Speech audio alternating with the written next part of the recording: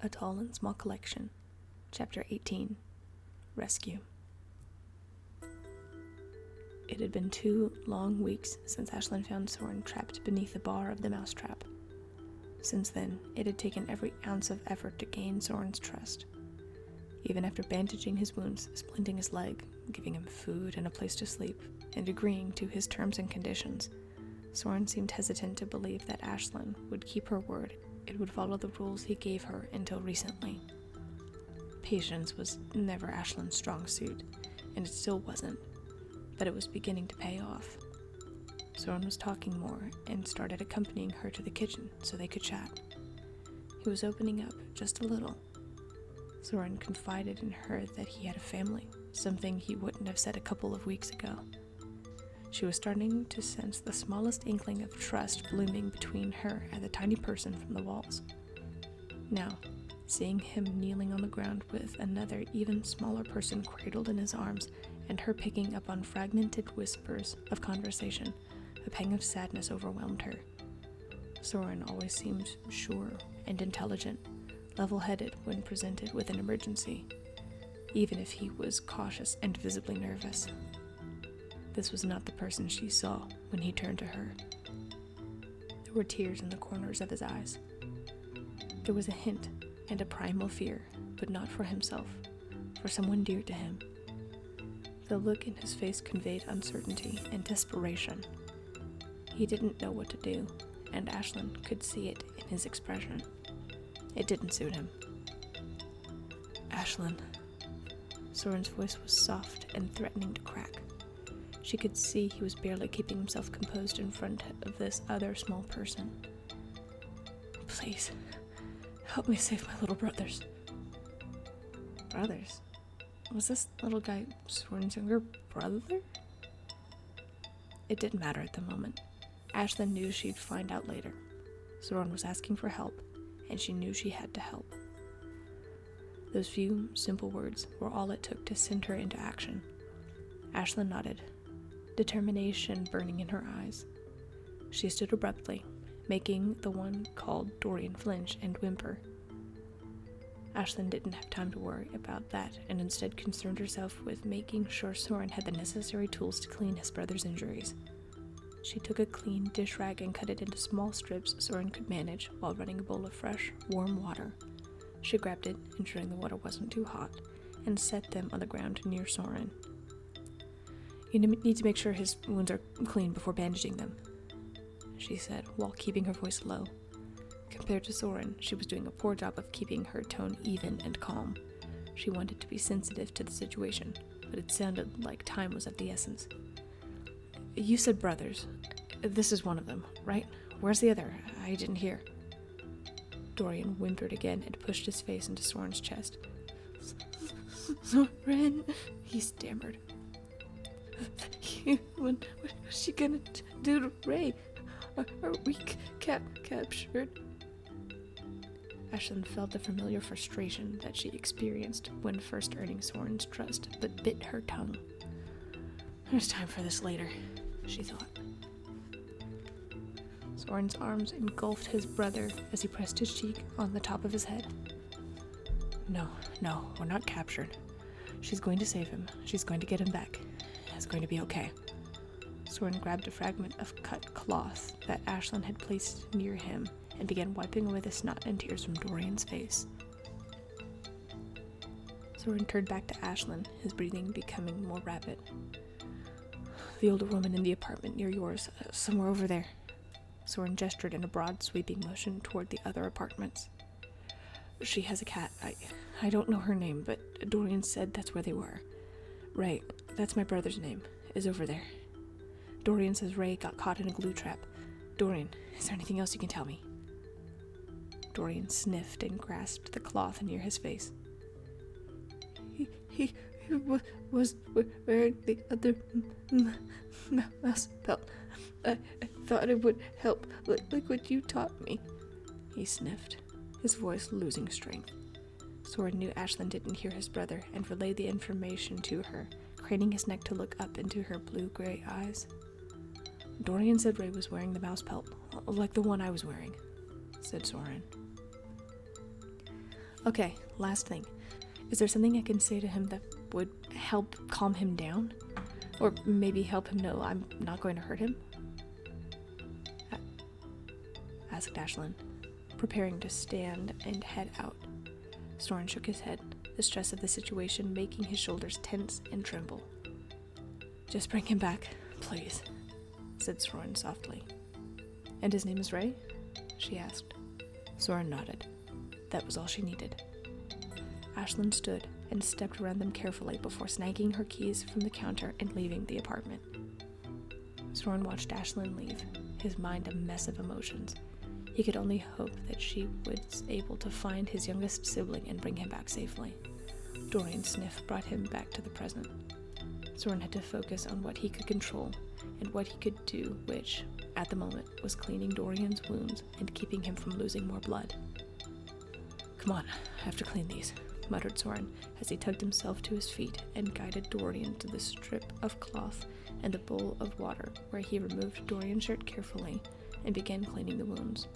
To his surprise, Dorian resisted slightly and stared at him with some unspoken, unsure look. What happened to you? Did the human do something to you? He asked. Soren gave his brother a momentary, scolding stare before he dipped the cloth into the water and began cleaning the wounds. She didn't do anything to me. She was actually helping me get better, so I could leave and find you, he said stiffly, trying to shake away his thoughts and focus on his brother. Dorian shifted uncomfortably and winced as Soren took his arm and ran the cloth over it. Dad said you'd be different, muttered Dorian, tears welling up in his eyes once again. Soren's jaw clenched as he set aside his festering hatred for Brady, instantly resurfacing. He said you would be more trusting of the humans, and that you'd be tricked into luring us out of the walls like bait. I didn't want to believe it, but... Dorian used his free arm and covered his face as he broke into another round of sobs. Soren sighed and knelt, to the best of his abilities, to be at better eye level with his brother as he grasped his shoulders to lock eyes with him. Dorian, said Soren, firmly but kindly. I haven't changed. I had to improvise in order to survive. Soren took a shaky breath before continuing. You know, she let me go once already, and I went back to our camp in the walls. You were already gone, but she did let me go. She watched me go and didn't try to stop me, even though she could have done so easily. Dorian's eyes peeked up from his arm to stare at his brother. Really? He asked. Soren nodded. But what if it's a trick? Soren smiled reassuringly. No one tricks your older brother, and I promise I will take care of you and Ray no matter what. I will always make sure you're safe. I will always do whatever I can to protect you both. I'm sorry I wasn't strong enough to get out of the mousetrap and go with you the first time. I promise that won't happen again.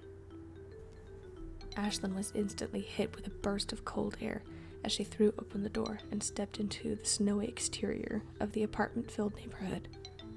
She knew exactly who Dorian was referring to and made a beeline for her apartment, trudging through the snow all the way toward the older woman's front doorstep. Susan Bonmeyer, or Grandma Susie, as she liked to say, was an elderly lady who lived on her own with her cat, Jada. She had a talent when it came to mending and creating dresses and outfits, and was always kind. It was hard to believe she would set up mousetraps of any type, but she did have a son and grandson who came in town from time to time who might have set out these contraptions. Ashlynn realized she had a problem just as she reached out and knocked on the front door. Soren had always seemed adamant about keeping himself and whatever he was a secret. This meant Ashlynn couldn't go right up and ask if Grandma Susie had seen any small people running around. Thinking of what she was going to say, she tapped on the door briskly again.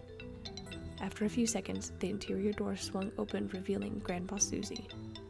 The wrinkles on her face curled into a smile, and the crow's feet by her eyes sent rippling wrinkles to her ears. She adjusted her thick-rimmed spectacles as she opened the door and beckoned Ashlynn inside. Oh, hello, Ashlynn. Come on in. It's freezing out there, she said sweetly as she stepped to the side. Ashlynn stepped in after wiping her feet, grateful that the elderly woman's apartment was saturated with heat, which must be costing a fortune. What a pleasant surprise. I was getting my cards ready for a game. Would you like to join me? Her voice had an elderly timbre conveying a genuine, kind heart. Ashlynn didn't want to refuse, but time was certainly of the essence. Hello, Grandma Susie. I wish I could stay, she said with an apologetic glance. But I'm actually doing a favor for a friend. This is kind of embarrassing.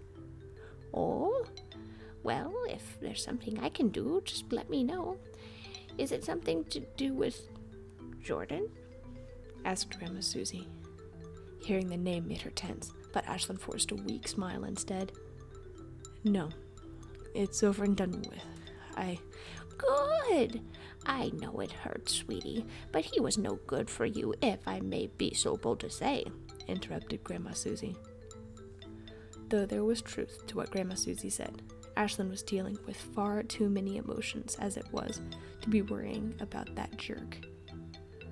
She laughed nervously and shoved her hands into her pockets to occupy herself.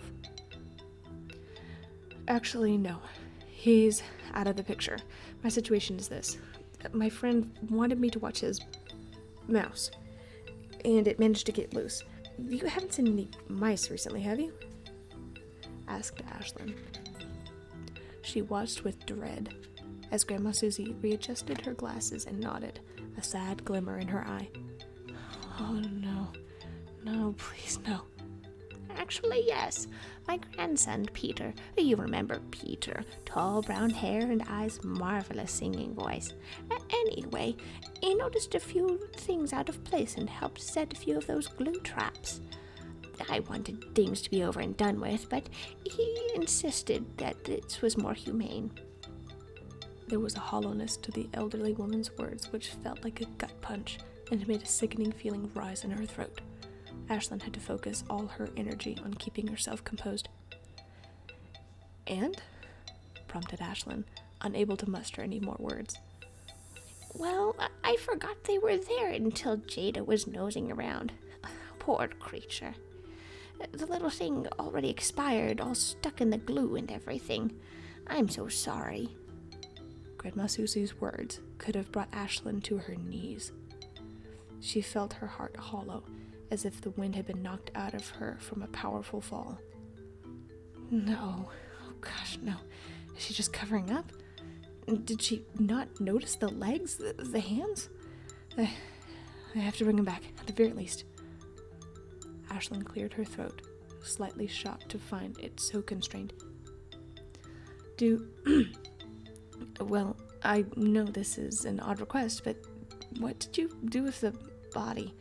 I'd like to give him a proper burial, asked Ashlynn, scrambling mentally on how she was going to tell Soren if it were too late.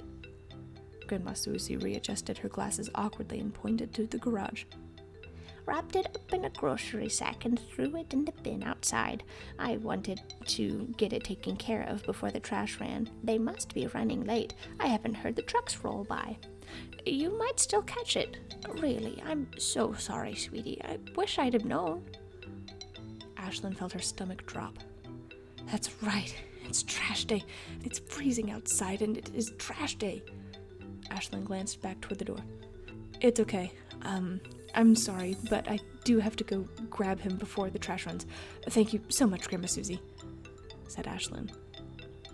She heard Grandma Susie saying her goodbyes as Ashlynn whisked herself outside into the frigid air. She skidded a few times but caught herself mid-slide as she hurried to the trash cans around back. She prayed silently nothing would be on top of the bag. Sure enough, the trash cans were there at the end of the driveway. She rushed forward, bracing herself, and threw the lid off. Sure enough, there was a small, tied grocery sack right on top. Should she wait to look? No. Ashlynn had to check now. She had to know what to tell Soren. Dread filling her and bringing a sick bile in the back of her throat. Ashlynn reached forward and tugged the tie open. There, At the bottom of the bag was a glue trap with a small figure attached to it. At first glance, it did look like a mouse. However, another glance revealed two small legs and hands poking out from underneath the mouse pelt. The figure was holding eerily still. Ashlynn remembered Soren's rule about touching and holding him, but surely holding the trap wasn't the same as holding them directly. At this rate, she could only hope that Soren would understand. She reached into the bag and pulled the trap from the plastic bag. She had to be careful and tug the plastic bag free from some of the glue edges. Ashlynn also had to make sure she didn't jostle the trap or Soren's brother, Ray, too much. Holding her breath, she held the trap level near her face and focused all of her energy on not shivering and detecting anything. No movement. Ashlynn's heart ached terribly in her chest, staring at the small figure when she noticed something. It was almost lost to her eyes, the slightest twitch from the head. She inspected closer, now noticing how the face of the mouse pelt was folded and pressed into the glue. It made a perfect pocket for someone's head. Another gust of icy, cold wind blew past them, and the little arms poking out from the mouse pelt shook, almost imperceptibly. Then she heard it, a soft whimper. Ray was alive. She could have leapt for joy if she weren't terrified about slipping on the ice and jostling the injured tiny person. Ashlynn closed the trash can lid and held the glue trap close to her chest, careful not to press Ray further into the sticky substance. Her movement, combined with the frigid air, was undoubtedly terrifying the small boy. There were now more audible sobs coming from the trap in her hand. It also looked like he was struggling against the glue, but getting nowhere. It was obvious Ray didn't lose his fighting spirit. Just like his brother, Ashlynn thought. She bit her lip and looked at the squirming child. Speaking to him might make him freak out, but I can't just let him think he's going to get hurt or worse. Ray? It's okay. You're going to be okay. I'm taking you to Soren, said Ashlynn as softly and reassuringly as she could. It didn't work. As expected, Ashlynn heard more powerful sobs coming from Ray and saw him starting to struggle harder in the glue. It was obvious his entire front was stuck to the trap as if he had fallen face first into the adhesive. This is going to be another long night. With that, Ashlynn began carefully walking back to the safety of her apartment as quickly as she dared with the sobbing, terrified rescue in her hands.